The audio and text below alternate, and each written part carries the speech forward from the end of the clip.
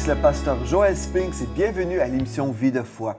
Aujourd'hui, je suis vraiment béni de recevoir dans les studios le pasteur Georges Amoako qui nous vient de la Côte d'Ivoire. Bonjour, pasteur Georges. Bonjour, Joël. Je suis content de vous recevoir dans les studios. Moi aussi, je suis très content. Je te regarde de loin, mais aujourd'hui, Dieu m'a fait grâce pour être plus proche de toi. Ah, bien, gloire à Dieu. On a eu l'opportunité de discuter ensemble un peu dans notre salon et puis vraiment, je suis béni de vous recevoir encore plus parce que déjà, je sais que vous êtes un homme de Dieu, vous avez un impact dans 12 églises, vous avez établi 12 églises, vous êtes le pasteur fondateur des églises Maison de Destinée et puis vous avez un ministère puissant. Mais ce qui me touche beaucoup, c'est de savoir que Dieu vous a appelé, vous un anglophone, il vous a donné une mission, celle de rejoindre le peuple francophone.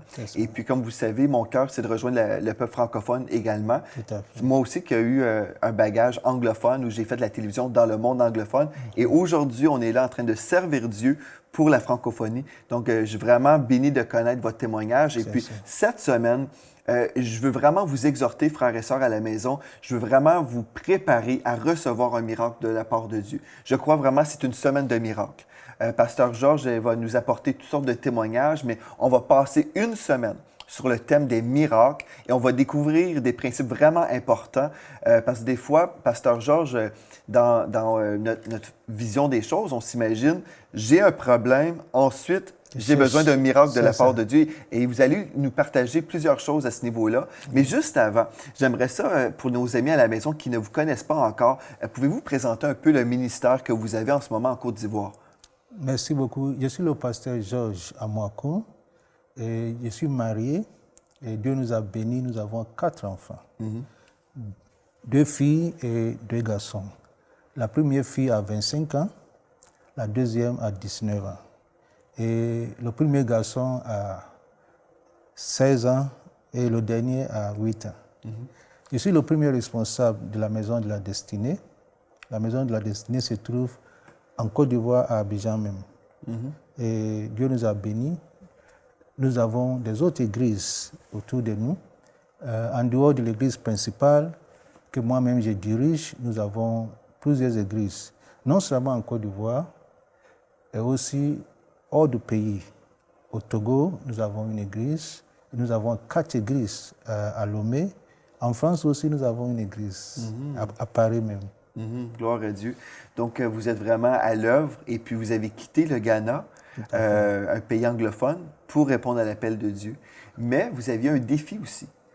Parce que des fois, on s'imagine quelqu'un dans le ministère et puis la personne est bénie de Dieu et la personne n'éprouve pas de défis ou de problèmes. Des fois, les gens s'imaginent des choses. Hein? Si on a vécu une telle percée, bien des fois, les gens ne connaissent pas les épreuves qu'on a connues auparavant. Des fois, on s'imagine que les gens dans le ministère ont une vie très facile.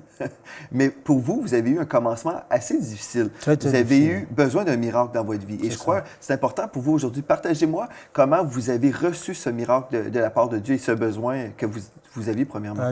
Il faut même dire que Dieu a fait 2 grands miracles dans ma vie quand j'étais jeune. Le premier miracle, dans ma famille, mes parents, ma mère et mon père avaient 5 enfants. Une fille et 4 garçons. Wow. Je suis l'avant-dernier. Et personne n'a franchi la porte du lycée. Personne n'est allé au lycée. Juste avant la rentrée en 6e, quelque chose se passe. Ma grande sœur, juste avant la rentrée en 6e, elle est tombée enceinte. Oh. Et sa vision a été gâtée. Celui qui suit, juste avant sa rentrée en 6e, il est tombé gravement malade. Et mon père était obligé de prendre soin de lui et il a même oublié ses études. Celui qui vient après moi, le 3e, ma maman a tout fait pour le mettre à l'école. Parce que maman dit, au moins, il faut qu'un enfant aille un peu loin. Alors maman a tout fait pour le mettre au lycée. La dernière semaine, avant de faire ses examens, il quitte l'école sans raison. Oh, wow. Sans raison. C'est désolant. On a parlé sans raison. Il quitte l'école. On ne comprend pas. Et moi, j'ai échoué. À cause de ça, je n'avais pas de raison. Et mon père, par ses relations, a tout fait pour me connecter à une école. Une école de mon rêve. Juste avant la rentrée, je suis tombé malade. Très, très grave. Alors, j'ai remarqué que c'est comme s'il y avait un plafond dans la famille où personne ne peut dépasser le stade de CM2. Alors moi, quand j'ai accepté Christ, j'ai décidé d'étudier moi-même. OK. Lire la Bible, étudier moi-même, parce que j'ai compris quelque chose dans la Bible. En Genèse, Dieu dit, faisons l'homme. Alors je me suis dit, Dieu a pris un seul jour pour créer l'homme, mais il prend toute la vie de cet homme pour le faire. Alors, maintenant que j'ai donné ma vie à Dieu, à Christ, Dieu va me faire. Il va me faire. Alors, c'est cette idée-là que j'ai eue. Et je me suis aussi dit que peut-être ce n'est pas ma faute d'être en bas, mais ça peut être ma faute de ne pas vouloir m'élever. Alors, j'ai pris ma destinée en main. C'est pour cette raison que mon église s'appelle la maison de la destinée. C'est ça. J'ai pris ma destinée en main et j'ai étudié. Je ne suis pas allé à l'école, juste après l'école primaire, mais j'ai étudié. Jusqu'à aujourd'hui, je continue d'étudier. Alors, c'est ce miracle que Dieu a fait dans ma vie. Le deuxième miracle, c'est un miracle de guérison. Et votre premier miracle, juste pour clarifier pour les gens, c'est que le miracle, c'est que vous n'avez pas laissé votre entourage dicter votre destinée, mais vous avez cru que Dieu était capable d'intervenir dans votre vie. Tout à fait. Si vous étiez prêt à placer votre foi en lui et vivre une vie différente. C'est ça. Et il y a plusieurs personnes qui sont limitées par leur environnement et s'imaginent, bien, c'est ça que je vais vivre. Et à plein de niveaux, les gens peuvent se limiter par leur entourage, mais vous avez cru que non, Dieu a un appel sur ma vie et puis je vais réussir. Oui, et tout a commencé quand j'ai donné ma vie à Christ. Je me suis dit que ce n'est pas normal, ce n'est pas possible. Dieu attend plus de moi. Et un passage qui m'a marqué, et la première fois que j'ai découvert ce passage-là, j'ai des projets, je connais des projets que j'ai formés pour vous. Ce sont des projets de paix et non de malheur, pour vous donner un avenir meilleur. La première fois, j'ai vu ce passage dans la Bible et dans ma langue locale. Non, c'était incroyable. C'est comme si Dieu me parlait. Alors je me suis dit, non, je peux m'élever. Je peux m'élever. Je peux aller au-delà de ce plafond. Dieu a un plan plus grand. Et avec Christ, voici le résultat. Je vais juste lire le texte pour nos amis à la maison parce qu'on va donner des témoignages, certainement. On partage des choses. Mais ce que le pasteur Georges a vécu, vous pouvez le vivre également. Parce que la parole de Dieu n'est pas simplement pour lui. Des fois, les gens à la maison sont là et disent « Ah, mais ça, c'est un pasteur. Il a vécu tel miracle dans sa vie. » Mais cette parole est bonne pour nous et les promesses de Dieu sont oui et amen pour nous. C'est dans Jérémie 29 et le verset 11, il est écrit « Car je connais les projets que j'ai formés sur vous, dit l'Éternel, projets de paix et non de malheur. » Non de malheur, afin de vous donner un avenir et de l'espérance. Et au verset 12, ça dit « Vous m'invoquerez et vous partirez, vous me prierez et je vous exaucerai. Vous me chercherez, vous me trouverez. Si vous me cherchez de tout votre cœur, je me laisserai trouver par vous, dit l'Éternel. » Ça, c'est Jérémie 29, versets 11 à 14. Et puis, vous avez cherché le Seigneur, mais vous aviez un défi vraiment sérieux. Et peut-être humainement, les gens disaient « Non, non, c'est impossible pour vous d'accéder à autre chose à cause, vous sembliez être limité. » C'est ça. J'étais limité, pas même semblé. J'étais limité. Je suis né bègue. Mon père bégayait. Ah oui. Votre père bégayait. Et son père aussi bégayait. Wow. Et bizarrement, parmi mes frères, c'est moi seul qui bégayais. Wow. Et ça m'a beaucoup fatigué. Beaucoup fatigué. C'était un bégaiement très, très poussé. Et je me suis replié sur moi-même. Je suis devenu timide, calme et dans mon coin. Et même jusqu'à aujourd'hui, je suis toujours dans mon coin. Ça m'a beaucoup aidé de beaucoup lire. Alors, quand j'ai accepté Christ, je me suis dit que Dieu pouvait faire un miracle. Dieu est capable de faire un miracle. Et j'ai cru au Seigneur. Mais ça n'a pas été facile. Un jour, je me suis retrouvé dans une réunion missionnaire parce que j'ai visité un ami qui m'a beaucoup soutenu. Quand j'ai donné ma vie à Christ, il était comme un mentor pour moi. Je partais chez lui et il m'encadrait. Il prenait le temps pour moi. C'est comme si il voyait quelque chose que moi-même, je ne voyais pas. Et quand je parle, il prend le temps pour m'écouter, alors que les gens n'avaient pas le temps pour m'écouter. Et un jour, je suis allé chez lui. Vous voyez, en Afrique, quand tu vas aller chez quelqu'un, il n'y a pas de rendez-vous. Et je me suis réveillé un jour, j'étais à la porte. Et il sortait. Il partait à une réunion. Et il m'a dit, écoute, je vais à une réunion très importante. Soit tu restes à la maison, tu m'attends, soit on s'en va ensemble. Et moi, je me suis dit, bon, écoute, on peut aller ensemble. Et il voulait que je reste. Mais il est sorti et après il revient, il dit non, allons, parce qu'il ne sait pas à quelle heure on va finir. Nous sommes allés, j'ai vu des missionnaires américains et qui étaient avec des jeunes pasteurs du Ghana, des très jeunes pasteurs. Et ces jeunes pasteurs étaient des disciples de ces missionnaires. Et les missionnaires voulaient les défier. Le thème était la mission au front, Frontier Missions. Et les missionnaires disaient, nous sommes venus ici du Canada, de l'Amérique du Nord, nous sommes venus apprendre votre langue locale. Et le missionnaire, M. Jones, il parlait même dans la langue locale avec un autre qui s'appelle Mac. Et lui, c'était un Canadien qui avait appris le dialecte. Oui, M. Jones était un Canadien qui avait appris le dialecte. Et Mac aussi était américain qui aussi parlait la langue. Et ils nous ont dit, écoute, nous sommes venus ici, nous avons appris votre langue. Nous avons aidé à la traduction même de la Bible dans certaines langues locales. Maintenant, nous devons partir. On veut laisser le manteau à quelqu'un ici.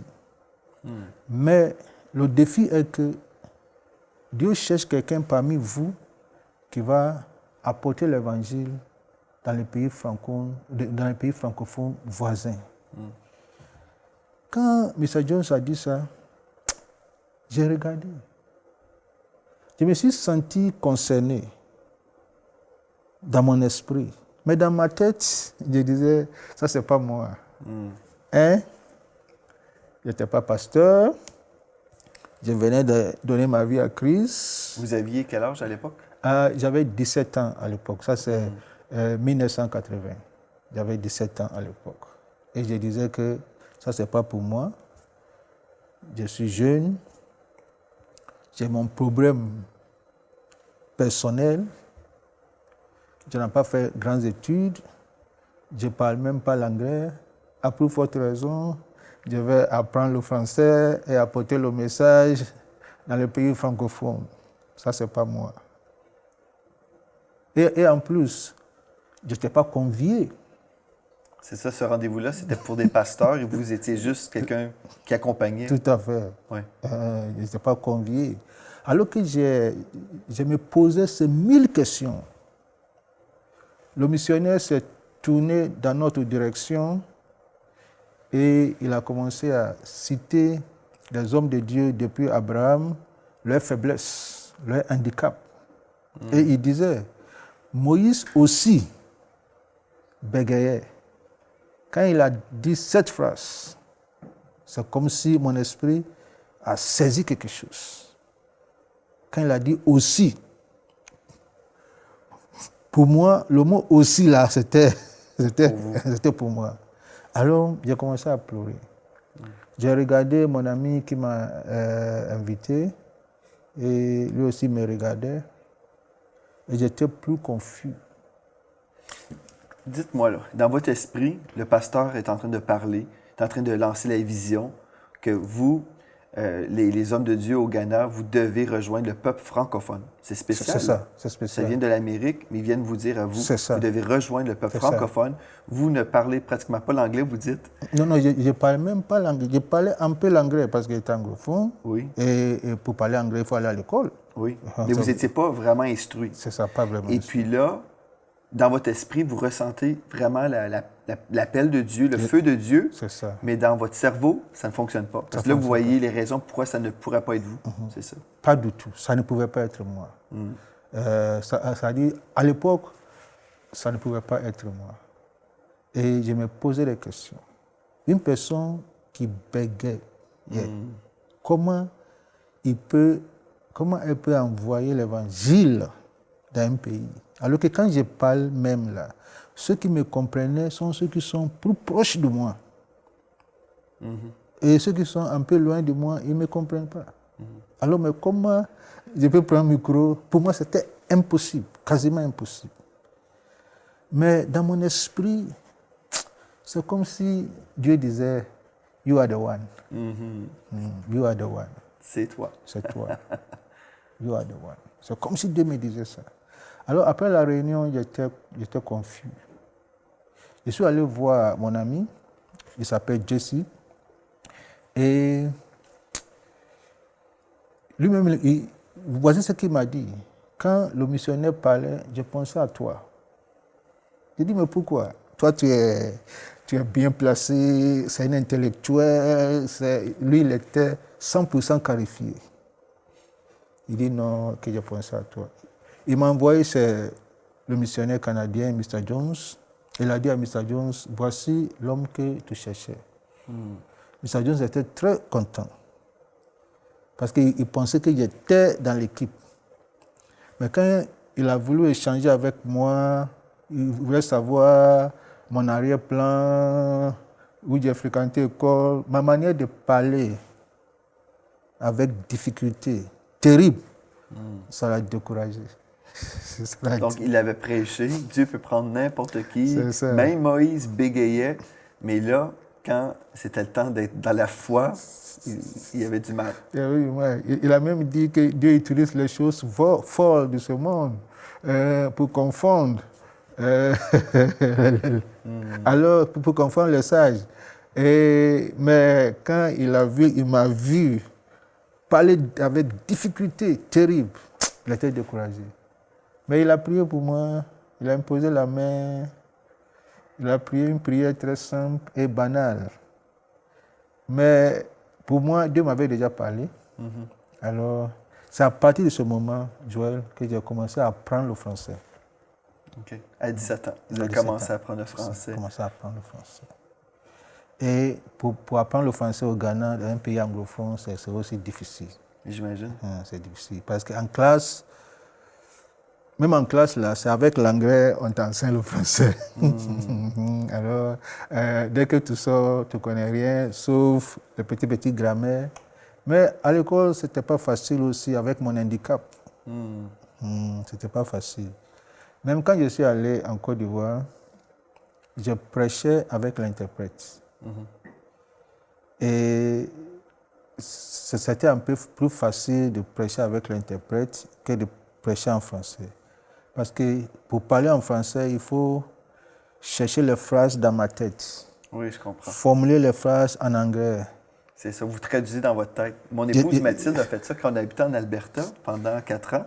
Mon épouse Mathilde, qui est vraiment francophone, bien, elle traduisait constamment dans sa tête et ça devient épuisant. C'est épuisant. C'est épuisant de vivre ça.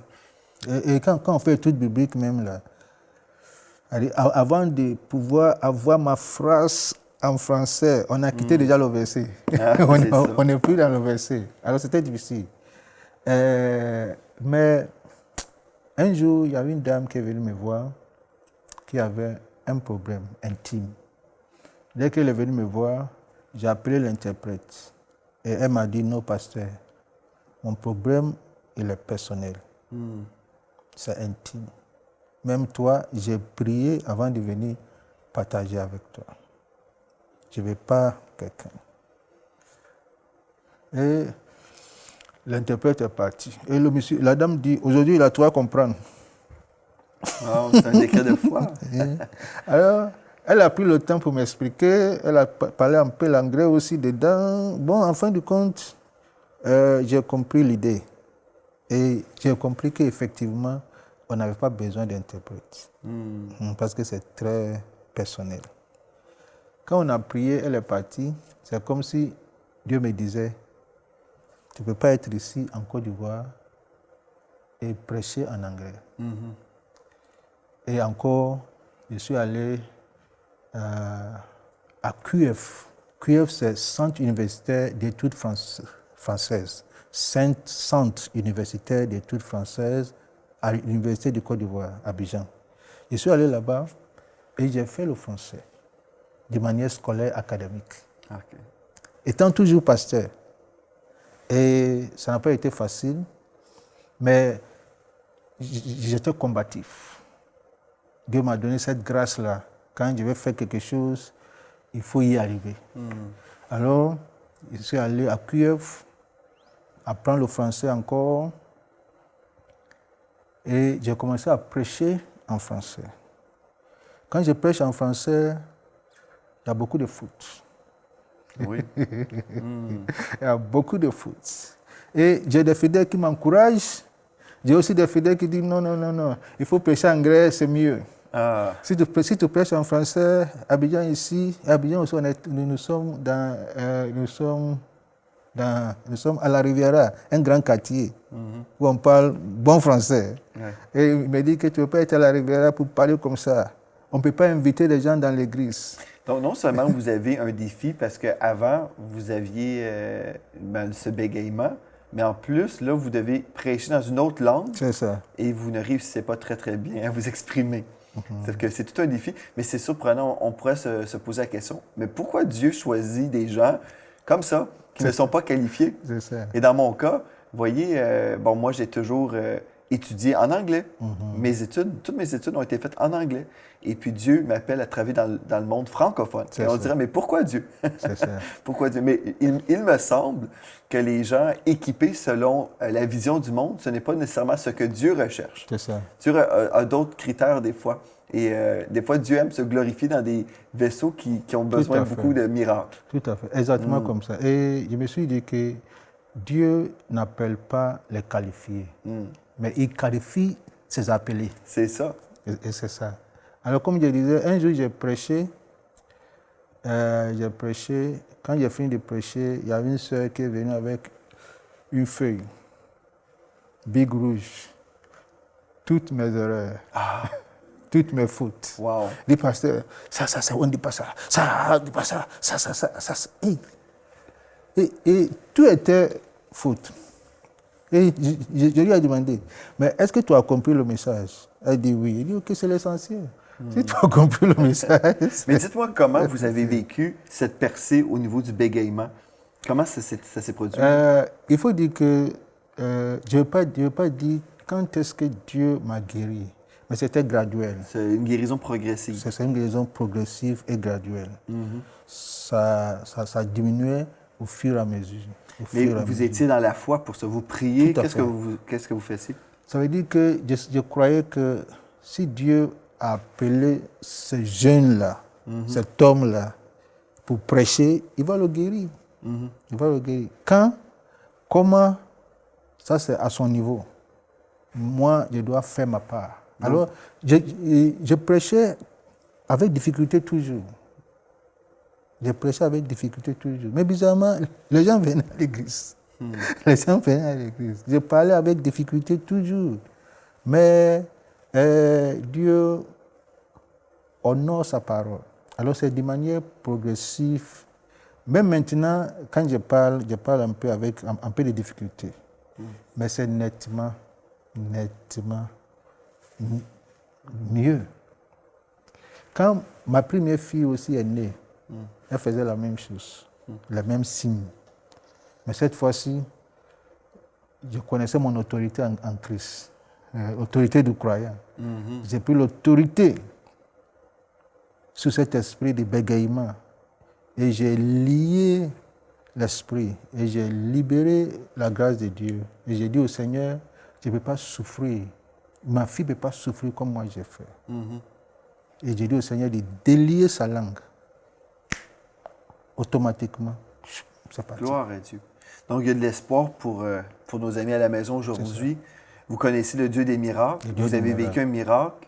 Vous ne bégayez plus. C'est ça. Et puis, le Seigneur se sert de vous puissamment. Vous avez fondé 12 églises. Donc, on peut comprendre que les gens vous comprennent. Tout à fait. Les gens vous comprennent quand vous prêchez et vous avez 12 églises francophones. Et pour moi, ce qui me bénit, c'est qu'on voit encore une fois comment Dieu a à cœur le peuple francophone. Dieu n'a pas oublié la francophonie, mais il a une destinée pour le peuple francophone. Et puis, ça me réjouit vraiment de vous rencontrer parce que, justement, moi, j'ai vécu quelque chose de vraiment puissant dans ma vie concernant l'appel pour la francophonie. Et je crois que Dieu... Si Dieu fait ça, si Dieu nous visite par son Saint-Esprit et vient changer notre vie, vraiment pour rejoindre un peuple, c'est parce que Dieu veut sauver ce peuple. Jésus a tout accompli à la croix, il a payé la dette du péché de toute la francophonie, mais là, il y a besoin des hommes et des femmes de Dieu qui vont annoncer cette bonne nouvelle pour que le plus grand nombre puisse vraiment venir au Seigneur Jésus. Et c'est merveilleux parce que même si on a des défis dans notre vie, ou humainement, on n'a pas l'instruction, on n'a pas même la capacité, même comme Moïse n'avait pas cette éloquence, il y avait même ce même problème. Et pourtant, Dieu est plus grand que le problème. Et Dieu a une provision pour peu importe le problème qu'on peut avoir. Donc, à la maison, aujourd'hui, si vous êtes là et puis vous êtes découragé parce que vous dites « Ah, bien là, moi, j'ai tel problème », mais j'aimerais vous inviter tout au long de cette semaine, on va bâtir votre foi pour votre miracle. Nous croyons dans le Dieu des miracles. Nous croyons que Jésus est le même hier, aujourd'hui et éternellement. Et si Jésus était capable de guérir dans le passé, il est encore capable de guérir, il est encore capable de délivrer aujourd'hui, il est capable de vous affranchir totalement. En fait, il a déjà fait à la croix il y a 2000 ans. Et puis vraiment, soyez dans la foi, joignez-vous à nous tout au long de cette semaine et vous verrez, nous allons vous présenter le Dieu des miracles. Merci, Pasteur Georges. Ça a été une bénédiction et merci à vous. On se revoit demain et d'ici à demain, soyez richement bénis. Amen. Cette émission est rendue possible grâce au précieux soutien des partenaires d'Enseigne-moi Canal International. Retrouvez tous nos programmes sur emcitv.com.